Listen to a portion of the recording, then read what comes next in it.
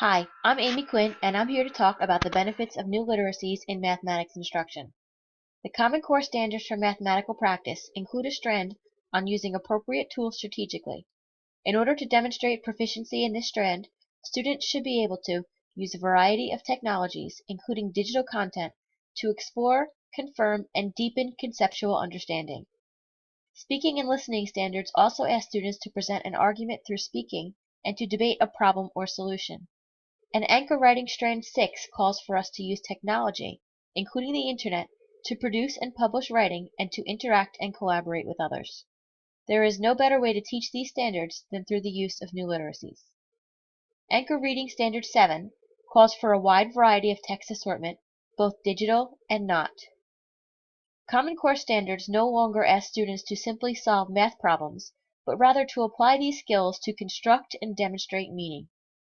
Exposure to varied types of literature and learning types will increase comprehension of the subject materials for students.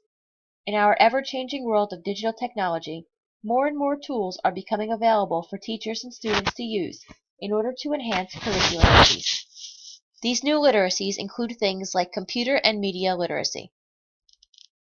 These new literacies may be interactive, allowing the students and teachers the ability to respond and influence each other during the process, or non-interactive. In addition to offering different modes of learning for students, it is becoming necessary to teach these types of literacies to students in order to provide them with the knowledge of how to access and understand them, as their place in our world is increasingly important.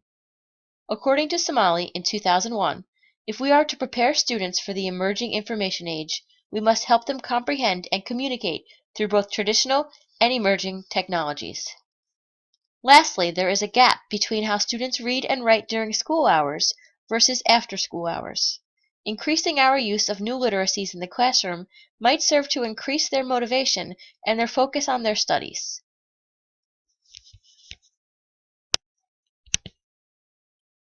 Teachers can use these new literacies to teach mathematics instruction.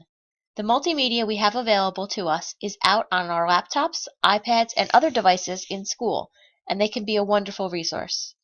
Literacy involves so much more than reading a book, and although we normally think of internet and social media sites when we think of new literacy, there are many other types of multimedia that would also fit into this category.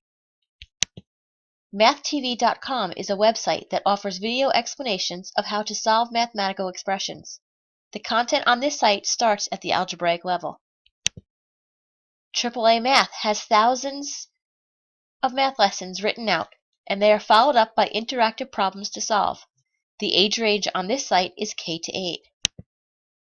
Math is Fun offers a grade range of K through 7. The lessons are categorized, and each one offers an interactive piece. GetTheMath.com is about algebra in the real world, how professionals in many fields use math in their daily jobs. The Art of Problem Solving, AOPS, offers many videos of instruction from pre-algebra to algebra and covers a grade range of 3rd through 11th grade. There are many other video sites out there. PatrickJMT.com, where the JMT stands for Just Math Tutorials. Khan Academy is another one. These both offer a variety of videos for different ages and cover most K through 12 subjects.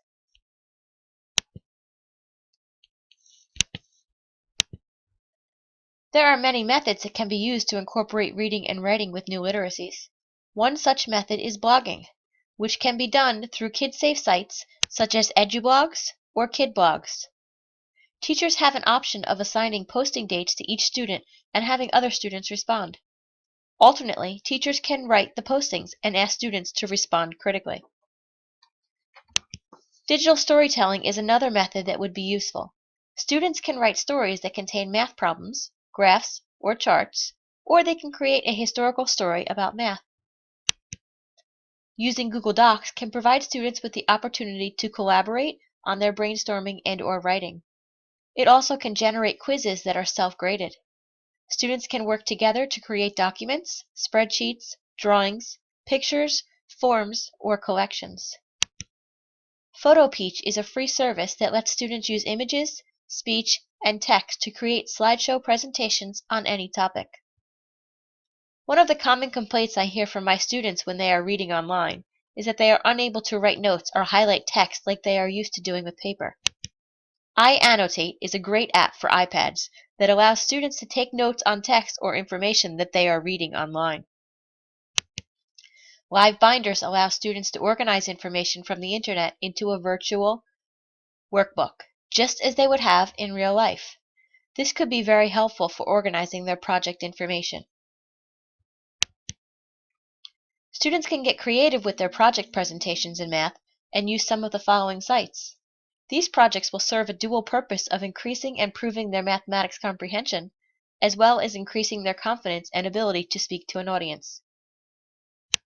PresentMe is a video creation platform for use in education. This is not a free service, however, and costs $25 a month for your classroom, or your school can get pricing for a school-wide license. Prezi.com is another site to create presentations for students. Please note, however, that it is free to use the site at the base level, but at the base level, the presentations would be public. In order to ensure that the student presentations are private, it will cost a fee. AudioBoom for Education allows your students to record their voice online, which they can use to explain how to answer a problem, create their own problems for each other to solve, and in countless other ways.